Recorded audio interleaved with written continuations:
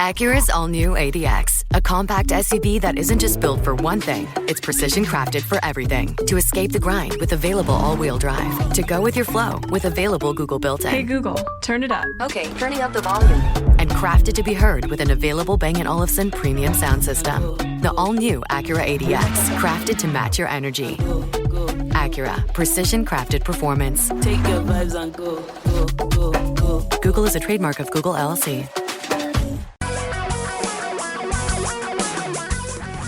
Reality radio for a really great future. We're talking real money. Thank you for joining us here on Talking Real Money. I'm Tom Cock, and Don McDonald on vacation for his last hour of vacation. He's counting it down in New Zealand, just driving on the wrong side of the road, enjoying those final few moments, squeezing every single ounce of vacation. And seriously, he's gone this last hour. He'll be back next week. And wow, next week Talking Real Money will be a rather unique one because we're going to do the show live from Retirement North in Everett. So you're going to hear people like myself and Don and Paul Merriman and others live on the radio. And then actually during this program, we're going to have a panel discussion about all things retirement. So if you're getting close to retirement or you're thinking about it, please do join us. We had a few people that had signed up for the event, and then for whatever reason, they decided it's more fun to put out mulch or something. They're not coming. And so we got a few tickets returned this week, so we put those back up there. Still available. You can get a great seat, and it's next Saturday morning in Everett at the Edward Hanson Conference Center. I think it's Angel of the Winds Arena, and it includes breakfast. It includes lunch. Great information on everything from Social Security to cybersecurity to getting inspired. And you can do all of those things all in one spot. Go to retiremeet.com to sign up, retiremeet.com. The tickets are very reasonable. The education is terrific. So, and what a great program today. Let me give you the telephone number, 855-935-TALK, 855-935-8255. Anything financial or related. And that's why I got my guest here today, because he might do the or related part. He's still writing for MarketWatch.com, still doing classes. Got one coming up May 10th. Actually got one coming up next Saturday in Everett at our retirement. He's going to be the keynote address. He just has to come up with a title, and he'll figure it out. He's an educator. He ran a great company, a company that's still around today. Paul Merriman, thank you for being part of Talking Real Money. Boy, it's great to be back all those years at KVI. I know. What, 10? Sound investing right here on this frequency. I think it was about 10 years, and it wasn't that long ago. And we had some great guests. Remember? Robert Bogle, Kiyosaki. No, I'm sorry. Who were the great guests? John Bogle. John Bogle, a very good guest. Knight Kiplinger. That's right, Knight, yeah. Mm-hmm. Larry Swedroe. I mean, there were really some wonderful people. It was a great fun. And just for those of you who don't know, I was lucky enough to do that show with Paul, and then we dragged Don in for a few years too. So it was a lot of fun. It was not like this show though, because this show is live. We come to you live, and you can call us and ask whatever question you've got. So that's why I gave out that number earlier, 855-935-8255. Because of the formatics of this radio station, we can do things a little differently than we do on Como, where we're more restricted by traffic and weather every 45 seconds. Yeah. So, or whatever it is. So here we can do more. And one of the things we had talked about was, because this comes up, kind of the best investments and worst investments. I mean, we've made some great ones, and we've seen people make horrible ones. But you start off. I mean, this is interesting. The best, maybe, and the worst for you. Well, the best investment I ever made in terms of return was investment in our company. Yeah. And Merriman, still around, still doing great stuff. And the real story is I invested $15,000. Is that what it was? 1983, correct? Yeah. Wow. And good return. I borrowed some money along the way, but I never put any more money in there in terms of principal. And did not expect it to become a big company. Yeah. It was supposed to be my retirement. You had run a publicly traded company, correct? Right. What was the name of that firm? EMF Corporation, small Which is no longer traded, right? No. Okay. No. It was sold many years ago to a private firm. But So you started Merriman, and it turned into a big deal. Right. Yeah.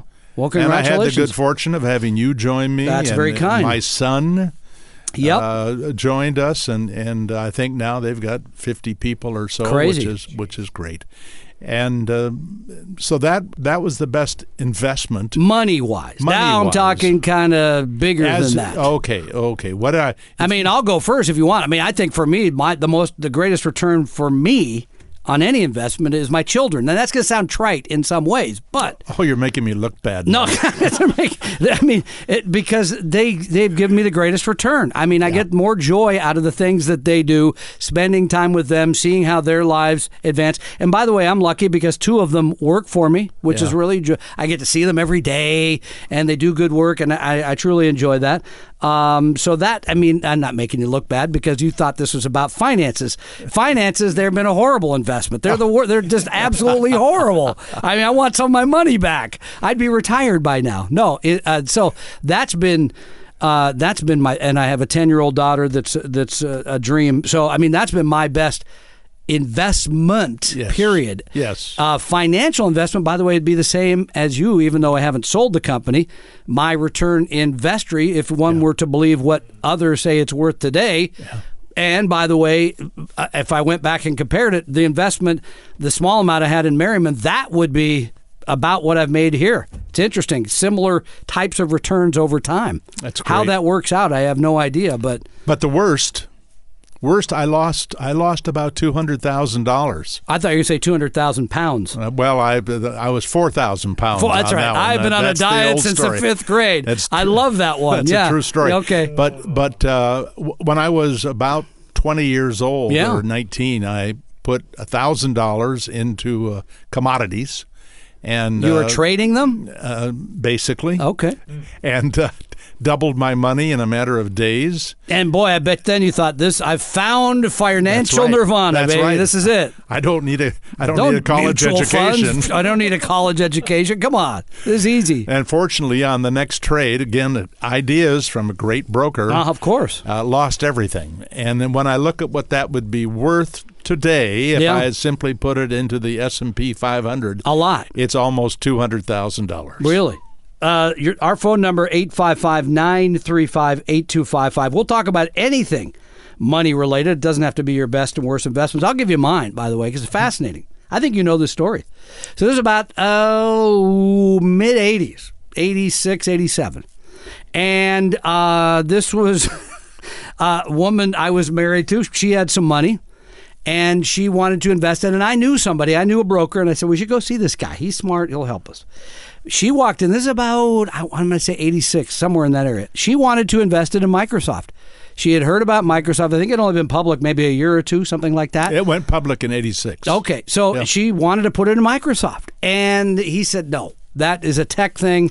It's not going to work. It's going to, flash in the pan. Don't do that. Instead, he recommended, I think this was maybe $5,000, put it all in Harcourt Brace Jovanovich, which is a company you may not remember. Publisher. Book publisher. Yeah. Well, it turned out the book publisher owned SeaWorld.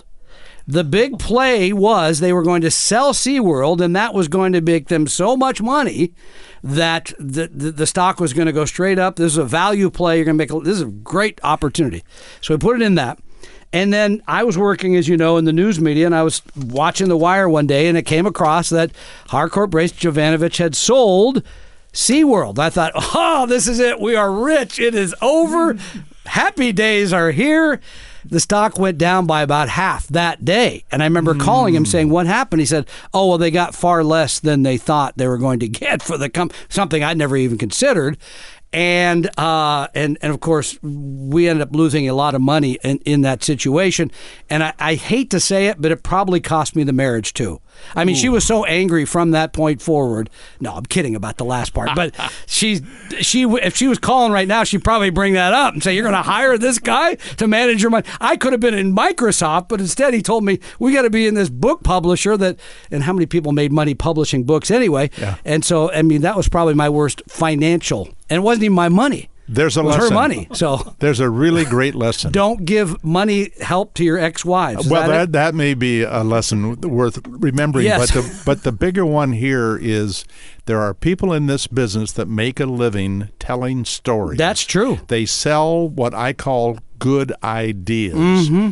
And it's not unlikely that when you look at somebody's portfolio that you see this unrelated series of investments which are simply the good ideas at the time Right. that you had money and they had a story. You bought technology in the late 90s. Well, that Right. I mean, things like that. That Right. was a story that a lot of people bit on. Typically, stories don't produce returns over the long term. Well, and I can remember, by the way, I think it was in 99, we went to the Money Show. You were speaking at the Money Show in San Francisco. I went with you, and you got up and started talking about, well, you own mutual funds.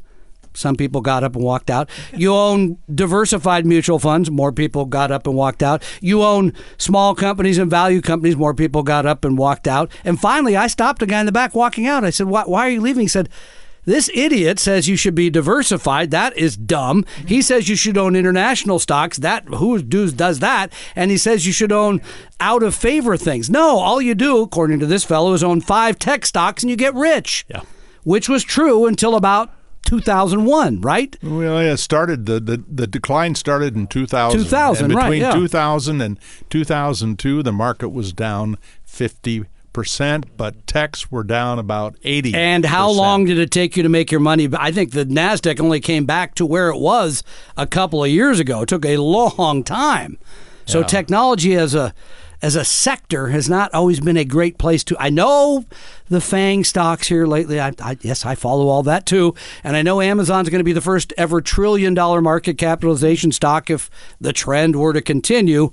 But that should still only be a part of your portfolio, not the portfolio. But one of the saddest stories I heard in this business was from a lady who, in fact, invested in Microsoft.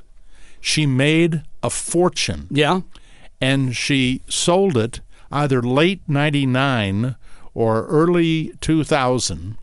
She was so proud of what she had done and actually believed that it was her analysis of the company. So when did she buy it? Oh, early. Like the late 80s maybe or something. She had enough money to retire, Yep. never had to work Okay. again. She took her Microsoft proceeds. Yep. Without taking the taxes into consideration. Uh-oh. She then put the money. She figured she'd learned something really important: diversification. Take the money off the table. She bought, I think it was 5, maybe it was 10 great technology companies that she thought were the future Microsofts. And? She lost 80% No. of her money, and she still owed money on the taxes for the profits. She basically lost almost everything that she made. Wow, there's a lesson there. 855-935-8255, 855-935-TALK. Give us a call on Talking Real Money. Tom and Don are talking real money. All right, let's get this break out of the way really quickly. If you're looking for an investment advisor, you need a fee-only, 100% fiduciary, low-cost, science-based advisor. And that describes Vestory. If you'd like to learn more about us, it's really easy. Go to Vestory.com, Vestory.com, or give us a call at 800-386-3004, 800-386-3004. There, that wasn't so bad. For your real life and real future, Tom and Don are talking real money. Welcome back to Talking Real Money. Tom Cock, our special guest this week is Paul Merriman. And by the way, just so you know, and this is true because I've seen it happen, we could sit here and talk for hours, days, years. We're not Wars normally could be this fought in sober. one. That's true. Wars could be fought in one. Countries could. But the program's supposed to be about you. So give us a call, 855-935-8255. You mentioned this aspect of people managing their own money. In a way, a 401k plan, somebody else is, to some extent, somebody else is managing that for you. Once you take that money out of the 401k and you move it over to an IRA, Now it's a little bit of, hey, I'm the manager here. What am I going to buy commodities? Am I going to buy Microsoft? Am I going to buy Harcourt Brace Jovanovich? Yeah. Don't take the last one. But I mean, this is, so in some ways a 401k, and Bill Higgins, who's here with us today because it's his birthday, and apparently the cake was bigger here than it was at home. Yeah. He mentioned a point that if the money's still in this ERISA plan, there's some additional protection legally that you don't have once you moved over to an IRA. But setting that issue aside, sometimes it makes sense to leave it in the 401k because you're getting help there to manage it that you won't once it moves to an IRA, correct? Well, that's an interesting question whether you're going to get help, because you're still going to be restricted to the I'm thinking list of help offerings. But somebody's managing the funds in a way that they might not be in an IRA. It's restricted to some funds that theoretically everybody has agreed on, the trustees, that these are great funds or they wouldn't be there. True. Which then makes me question, how much do these trustees really know about investing, or is it because of a golfing partner that they've got these particular offerings? Yep. But I do think that once they go over into the IRA, you're right, they can do stocks, they can do bonds, they can do what's hot, the fad investments, and get themselves in big trouble. But the other side of the coin is, with a good education, they can then build a portfolio that does give them access to small cap value and large cap value and emerging markets and REITs and things that most 401k plans do not have. But you have to have both discipline and education. You can't go wing it. That's the risk. 855-935-8255 is our telephone number, and we go to the phones. Charlie joins us. How are you, Charlie? Pretty good. You can hear me? I hear you just fine. How can we help you? All right. I have a question. It seems like both of you are pretty up on financial matters. And I have a question concerning, do you guys know the ins and outs and the downfalls when it comes to a person going into a reverse mortgage? Well, yes is the short answer. Tell us a little bit about your situation. Are you asking for yourself or someone else? Well, myself and another person. Okay. We were thinking about it. It's just that I'd like to know, you hear a lot of stories of, this is bad, this is good. I mean, there's people that say, well, once you have that, they can come over anytime and say, hey, guess what? Your house is in disrepair. We're we're canceling you. Something like that. But the financial aspect of it is, you're a lot of people don't understand. People are getting money up front in a sense, and they don't realize they're not really getting money. They're just being tacked onto your actual loan. And how old are you, Charlie?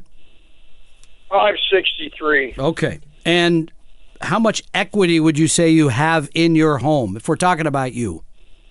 Okay. Let's see, 70 to about 250. Before any papers or anything, it's about 180,000 in equity.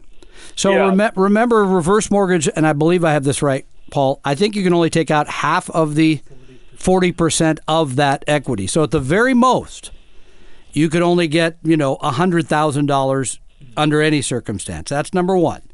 Number two, I don't know, and I don't call me if you do, I don't know of any circumstance where somebody didn't paint their house and the mortgage company came back and said, now we're going to take the house. That said, what you might be hearing is something I have heard. I wanted to leave my house to my kids. I took this reverse mortgage. The equity was all gone. So when I passed away, the kids no longer had a house to inherit. That is true. The reverse mortgage, I think, should be used in some cases because there is a reason to tap into money there that you don't have somewhere else that is going to help you live your life out in retirement. It does require significant planning. If you need a financial plan first before you run and get a reverse mortgage. Paul? Yeah, I would only add that, please, if you're going to get a financial planner, get one who does not sell any products. That's I agree. That's a great idea. Required. Yep. and somebody who will work on an hourly basis. Because you could go to the Garrett Financial Network. We know their work is very fine. GARRETT. And it's GarrettPlanningNetwork.com. Yep, GarrettPlanningNetwork.com, yeah. They will take a look at that because they'll want to look at the other investments that you have and find out whether even your timing is right in terms of what your plans are for retirement, because you're thinking about retirement, right, Charlie?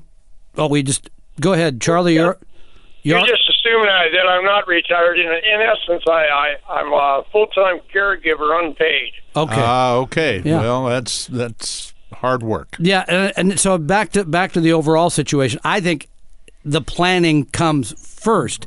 If there's money there that could help you, it might make sense to tap that.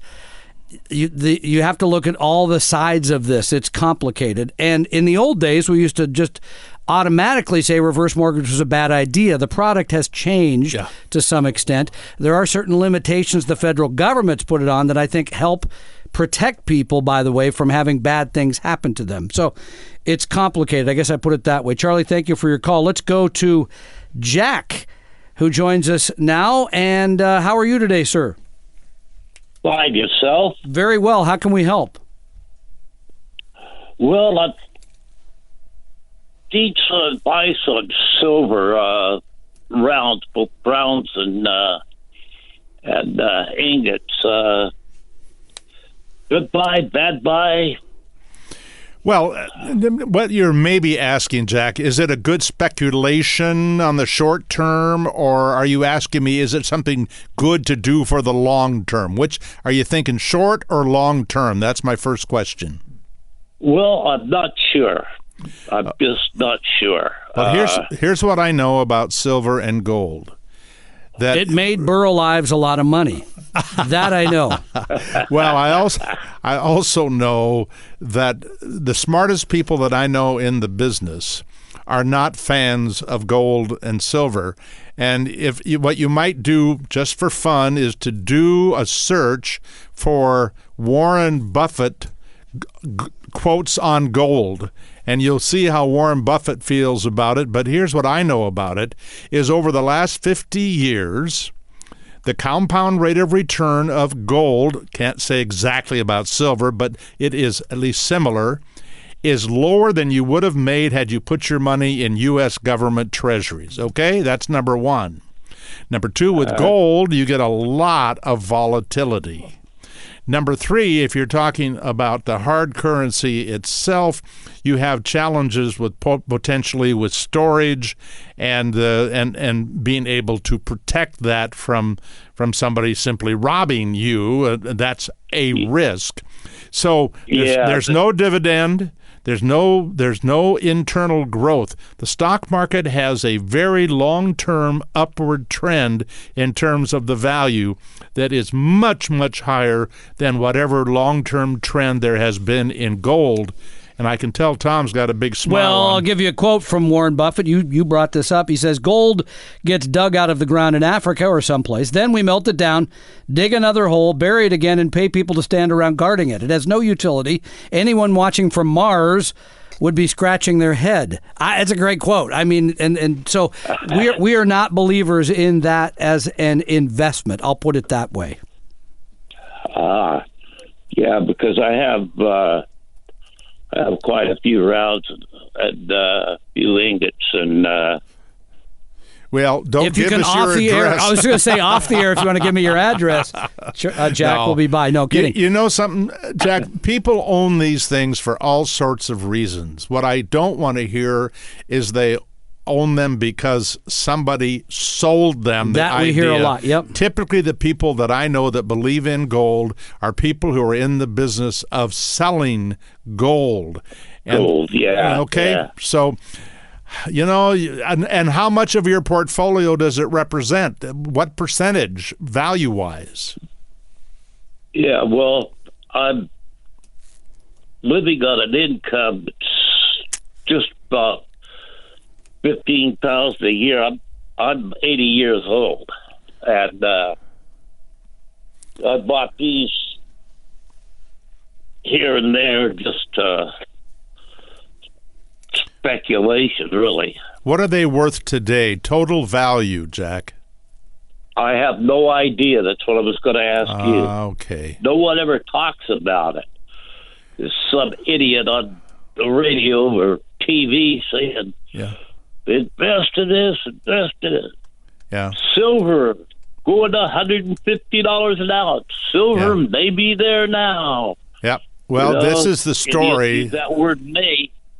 Right. So the question is, if you had that money in an investment that paid a dividend, that might be helpful. Or if you had that money in a single premium life annuity, for example, you would probably get a payout at your age of about 7 or 8% a year.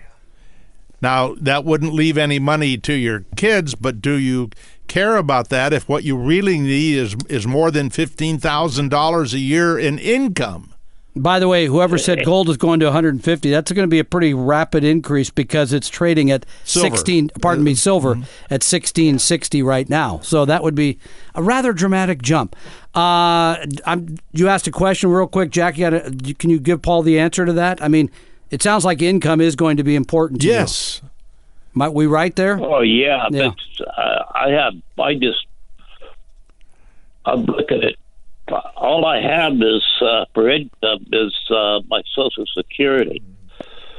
Yeah, so here's what we're concerned about here, Jack. What our concern is that people who don't have a lot of money, unfortunately, they so often end up in the hands of charlatans or quick-talking salespeople. Yeah. And that is absolutely not appropriate for you from what you've just told us. And we don't know how to guide you, because if you don't have a lot of money, you still got the problem of not having a lot of money. Yeah. So you got to find somebody who's in the family who understands how you can get out of that and get into something that is in your best interest. You want more great information like you're hearing from Paul Merriman right now? Join us next Saturday in person in Everett at Retire Meet North. You're going to have Paul. You're going to have Herb Weisbaum. I'm going to be there. Some guy named Don something's going to. All kinds of great speakers. And the price is reasonable. Includes lunch and breakfast. RetireMeet.com. That's RetireMeet.com to learn more. Tom and Don are talking real money. If you're looking for a nice short podcast to tide you over between episodes of Talking Real Money, check out Money 30. Money 30 podcasts are between 2 and 4 minutes long, and they're available at every major podcast service, including Apple Podcasts, or you can visit money30.com. Your guides to a really great financial future.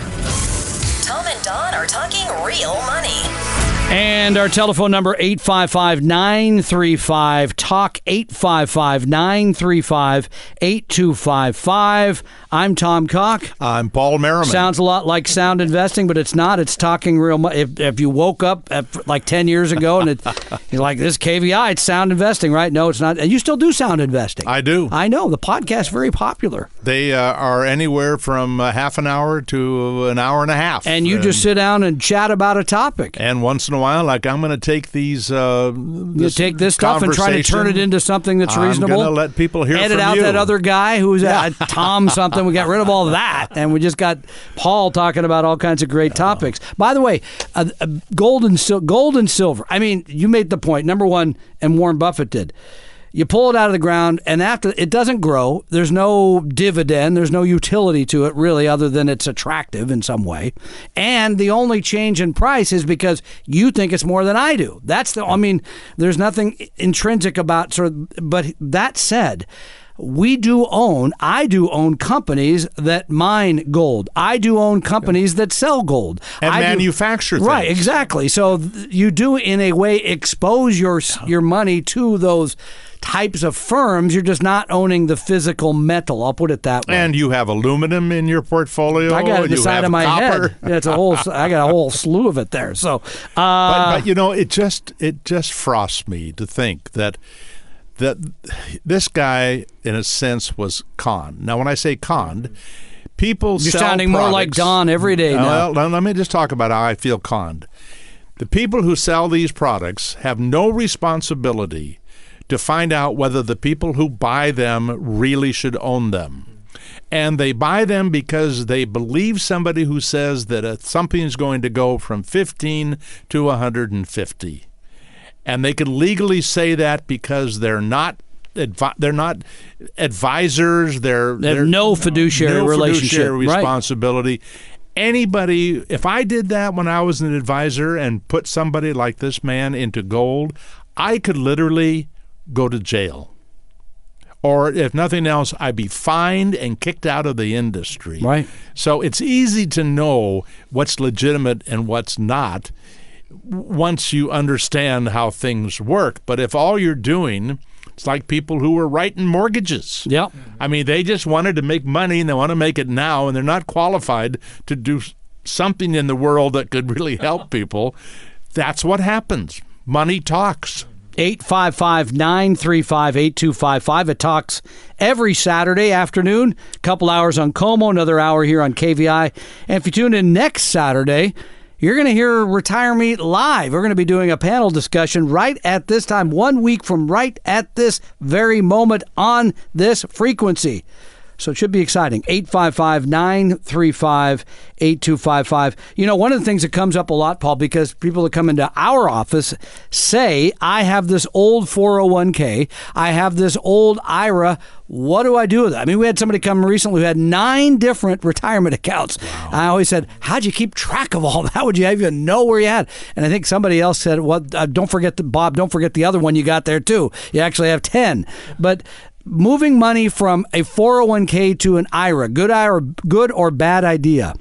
Well, it could be a good idea depending on whether you want to take on that responsibility. One thing you could do, something so simple as to move the money into an IRA and buy a target date portfolio that gives you automatically all the diversification that whoever manages that target date fund believes that you need.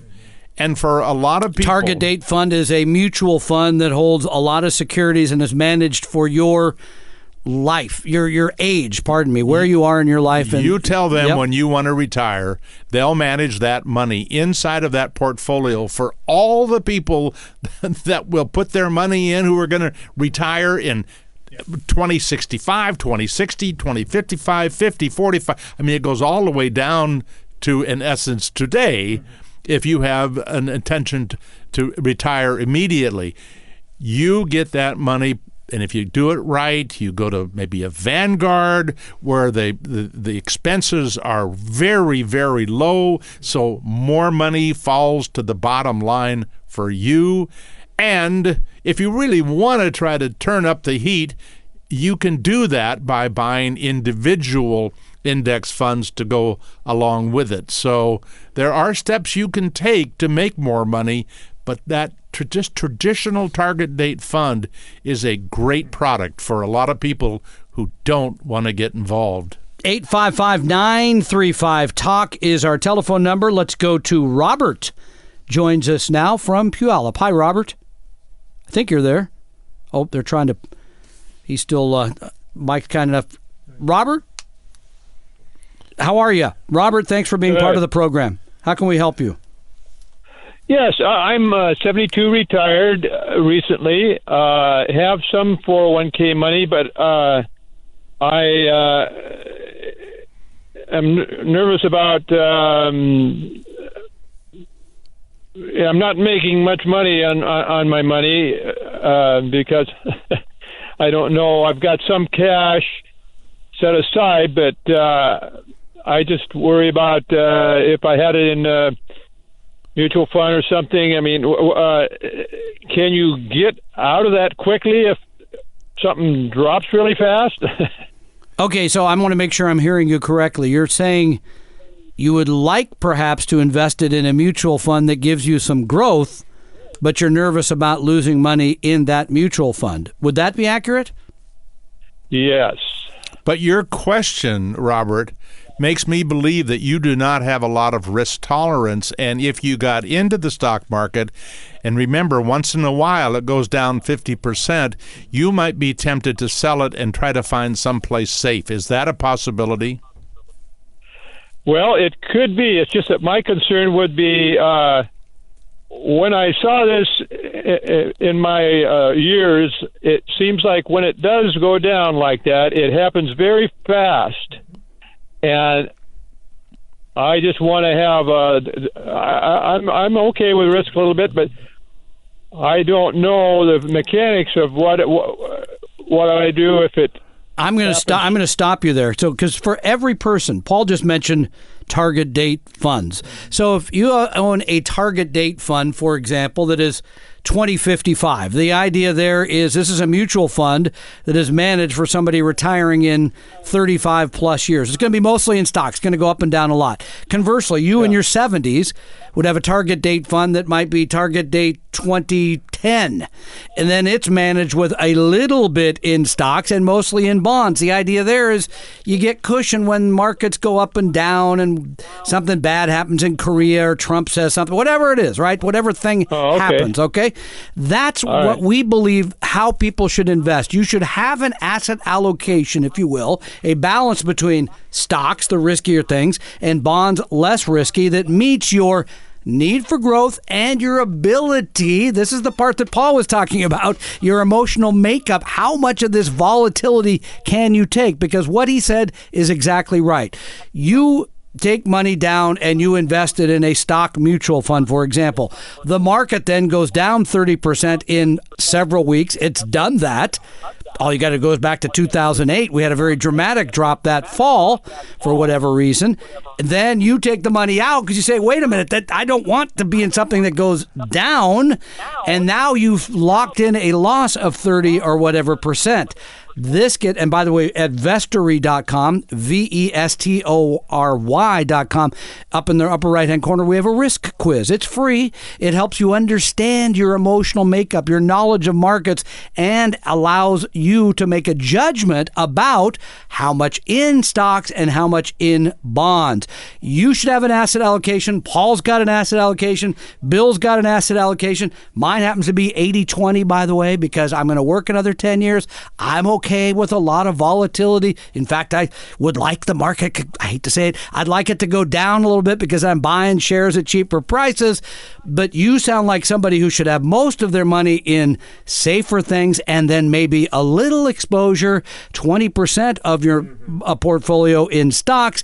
That will help you from doing bad things to your money in the next bear market. Paul? And let me recommend something you could take a look at, Robert. There's a fund at Vanguard called the Wellesley Fund. Now, it is 40% equity and it is 60% in fixed income bonds. In 2008, it went down less than 10%. And it's been around, I think, since the 20s, if I'm not mistaken. Wow. And 1920s. I don't mind going down 10% or whatever. I just okay. My age, I have to be careful. I don't think I can handle the 50-60%. You know. Yep. But here's the point: that fund, which has been around for a long time, it's a low cost, no load mutual fund. Again, 40% equity, has compounded at about 7% a year. Wow. For a very long time. Now, not every year, of course. Because obviously, I understand that. But that's probably the kind of conservative fund that you should be considering for what I 10-year return of 6.9%. I mean, that is really great growth for stock exposure of less than half. That's terrific. No, that at my age that would be great. I'll give you the I'll give you the ticker. I understand that, but I don't expect that. I just don't. I money market and things like that's almost a waste to put your money in a money market. You're not making much. I'm going to give you the ticker right now, Robert. Here you go. VWINX. VWINX. That is the Vanguard Wellesley Fund, correct? And that is, I think it's a very reasonable alternative. It's very inexpensive, and it gets you some market exposure, but a lot of protection by having all that fixed income. then you don't have to worry about a huge loss, as you say, that happens quickly, and I got to jump out of bed, and I got to sell something. But there's a lot we don't know about you that we don't have Indeed. the time. That's so true. I want to be understand careful, that, okay? Yeah, that's very fair. Good luck to you, Robert. I do That's appreciate wonderful. that feedback, and I can continue to listen. I enjoy your show. That's very kind. Thank you very much. Our telephone number again, 855-935-8255. I was going to ask you what you're going to talk about next Saturday, but you already told us on the previous show you're not sure. 855-93. You'll figure out something on the ferry ride. 935-8255. It'll be inspiring. I'm telling you, everything I tell you, there are 10 things I'm going to talk about. Every one of them has a legitimate possibility, even a probability of adding an extra 0.5% a year to your portfolio. I'm looking up the title. See if I can find it here on retiremeet.com. And well, I don't care what the title is. It just says I'm keynote. doing what I'm doing. It's keynote. Whatever. I'm too old to change. Got to it. change. 855-935-TALK. Call us. Tom and Don are talking real money. In addition to the Talking Real Money podcast, I also do another podcast that's very popular over at Apple Podcasts. It's called Money 30. Every day I try to educate and inform you about money in a brief 2 to 4 minute podcast. So check them out at Apple Podcasts or all the other podcast services or at money30.com. For your real life and real future, Tom and Don are talking real money.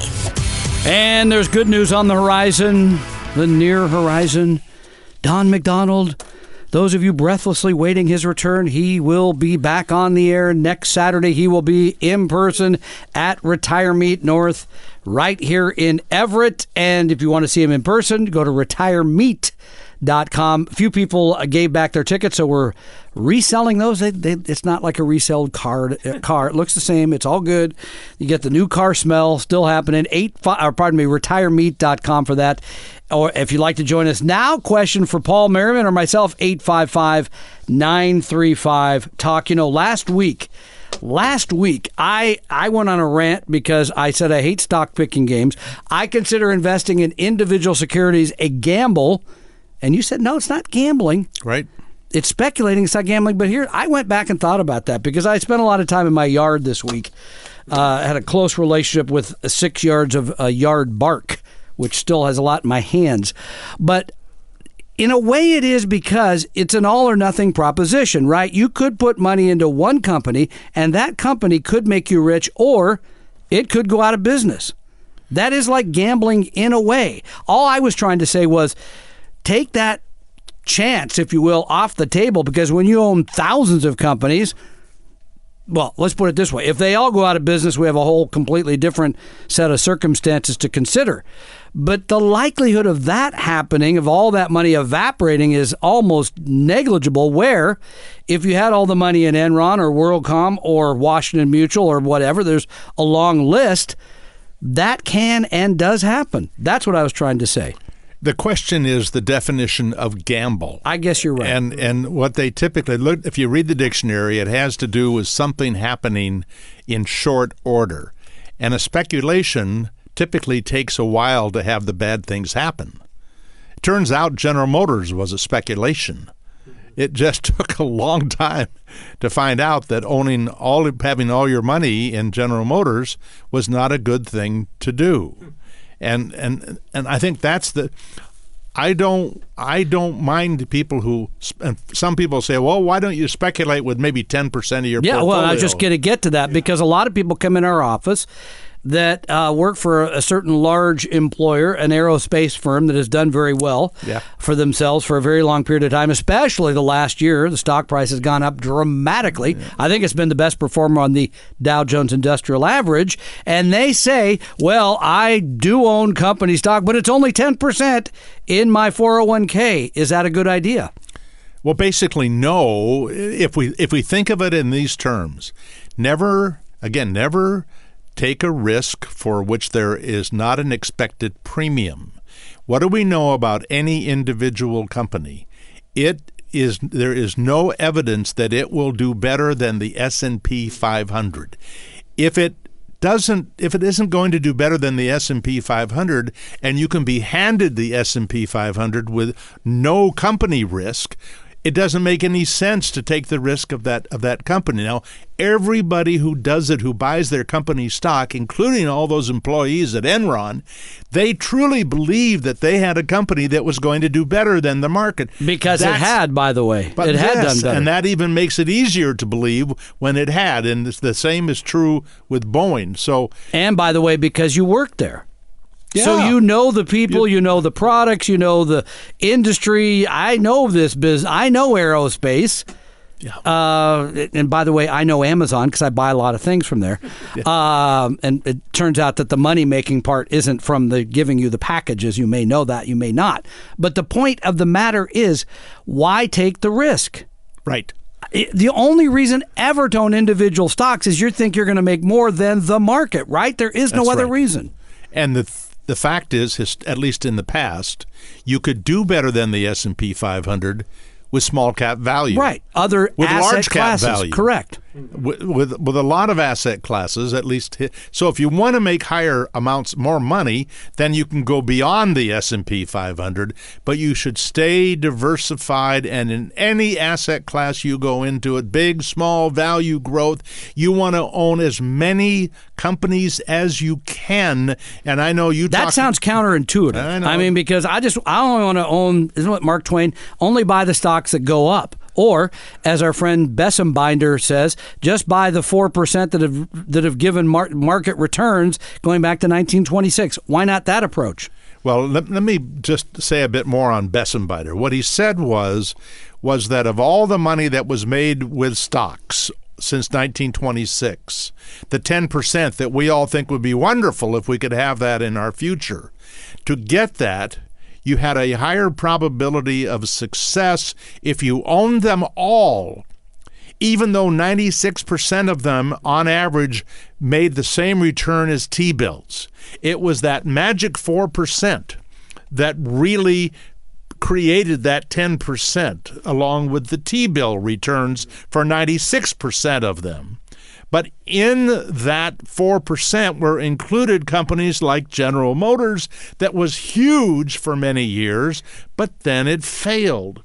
And what you don't want to do is depend on your return in a situation where you may end up failing. As you recall, the Nifty 50 in the 1970s was the place to put all of your money if you wanted to be an equity investor, and you never had to sell them. That was the theory of the day. It included IBM and McDonald's and a whole bunch of great companies. All the comers, baby. It turned out you would have been better off in the S&P 500. You had or a small cap value. Right. Yes. So what you do that puts the probability in your camp, in your best interest, that's what we're looking for. The problem is those things tend to be investments that don't have the emotional appeal that owning shares in your own company would tend to have. Okay, so we joked about this a little bit, but your chalk next Saturday, which I believe is at noon. I think it's at correct. Noon. Okay, so we know that part. Yep. And we know it's in Everett at the Edward Hanson Conference Center. We know that. We got that. And we know it's carried live on Como. It's like a presidential, conference of some kind. It's carried live. With commercials. Yes. I think they got commercials when the president speaks, doesn't it? Don't they? No, maybe not. All right. It's confusing. It's very confusing. But the idea is you're going to give people actual things they can walk away with and do on their own. They don't have to hire anybody to do these things to make their financial lives better. Would you say that is correct? That is correct. Okay. I want them to believe what I say. Unlike you, who didn't trust me when I said it was a gamble and a speculation. We're going to go back to that. Things. Okay, we had to come back and take another class. I see. I guess so. Well, I'll be there too, so I'll be listening as well. Okay. That is at noon next Saturday. And are you going to be giving anything away?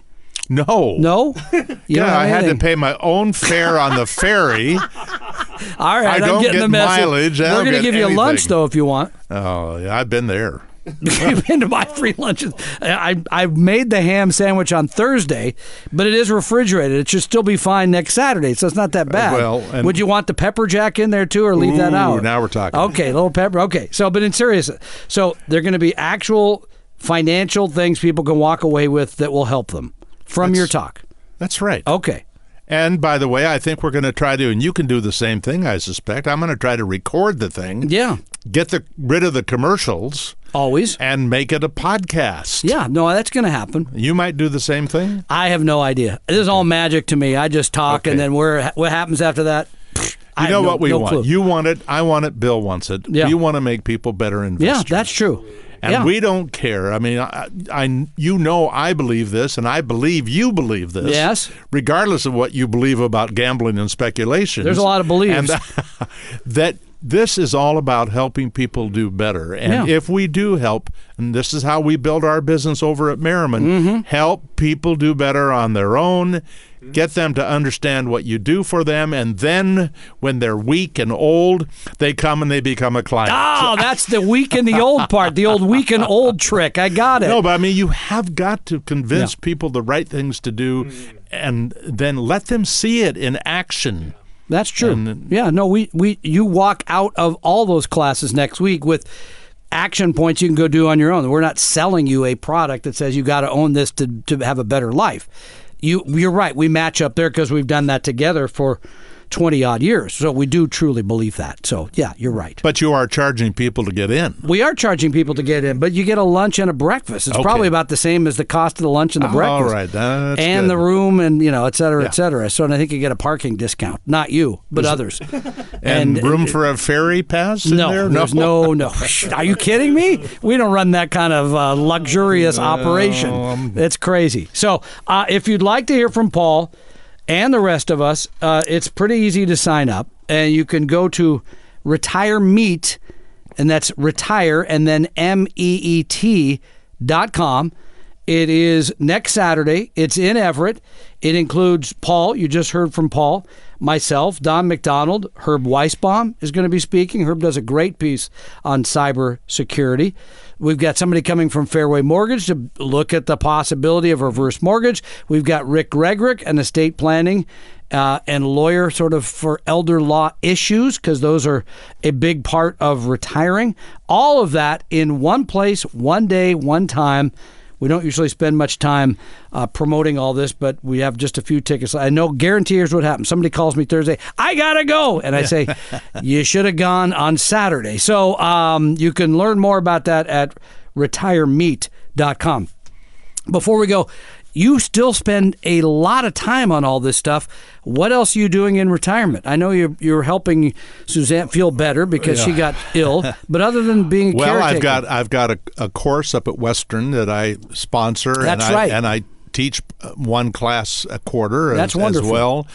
We are establishing the Merriman Center for Financial Education. Wonderful. At Western. Every student comes through there is going to become financially literate. I love it. About the important things they need to do. And they still have the statue of you there in Red Square, right next to Stalin and Lenin. Those guys.